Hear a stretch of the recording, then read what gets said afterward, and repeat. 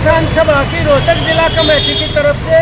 यहाँ पर जो भाजपा के राज्यसभा में सांसद है रामचंद्र जांगड़ा, उनका पुतला फूका गया है। पिछले हफ्ते उन्होंने बहुत ही अशोभनीय, घटिया और अपमानजनक बयान दिया है। उन्होंने ये कहा है कि ये जो किसान आंदोलन कर रहे थे ये किसान नहीं कसाई थे, और वहाँ पर टीकरी और शिबू बॉर्डर और भादरगढ़ की उन्होंने कहा 700 लड़कियाँ गायब आंदोलन के दौरान की। इस प्रकार का ओछा बयान देके उन्होंने न केवल पूरे समाज का अपमान किया है, न केवल किसान का अपमान किया है,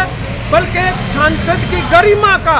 उसके ऊपर भी कुठाराघात किया है। और हम तो ये भी चाहते हैं कि वो जो राज्यसभा के अंदर विशेषाधिकार कमेटी होती है वो इसका संज्ञान ले कि एक सांसद, चाहे वो संसद के भीतर और चाहे बाहर हो, इस प्रकार का आचरण वो नहीं कर सकता। ये संसद की गरिमा को गिराने वाला है, इसलिए वो इसका संज्ञान लेकर और खुद ही विशेषाधिकार की कार्रवाई करे उनके खिलाफ। आप अंदाजा लगाइए, लोग तो ये अपेक्षा कर रहे हैं कि बॉर्डर के ऊपर एक किसान नेता जो है उनका जीवन खतरे में डला हुआ है डलेवाल जी का आमन अनशन के आधार पे, और दूसरी तरफ सरकार बातचीत करके उसको हल करने की बजाय न केवल सड़कें रोक रही है और उनके ऊपर आंसू गैस छोड़ रही है, बल्कि साथ में ही उनके जो सांसद हैं वो इस प्रकार की बातें करके एक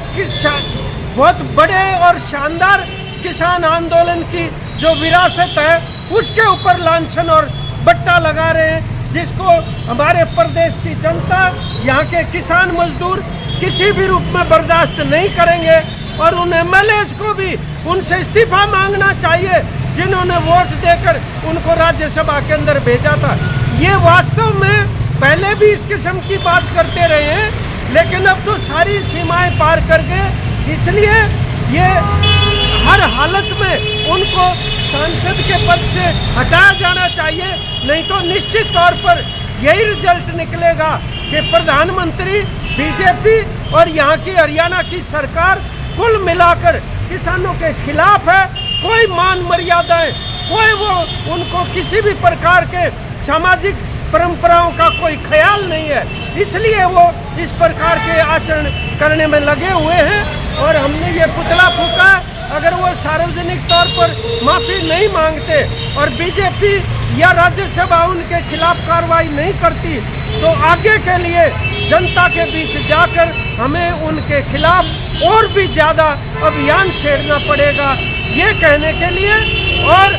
आज जो एमएसपी का सवाल, कर्जा मुक्ति का सवाल, उसके ऊपर हम ये मांग करते हैं, नया मंडी का कानून अभी वो लेके आ रहे हैं, दोबारा से 3 कानूनों को बहाल करने की वो कोशिश है, उसको भी वापस लिया जाए। इन सवालों को लेकर आज ये यहाँ पर पुतला फूका गया है।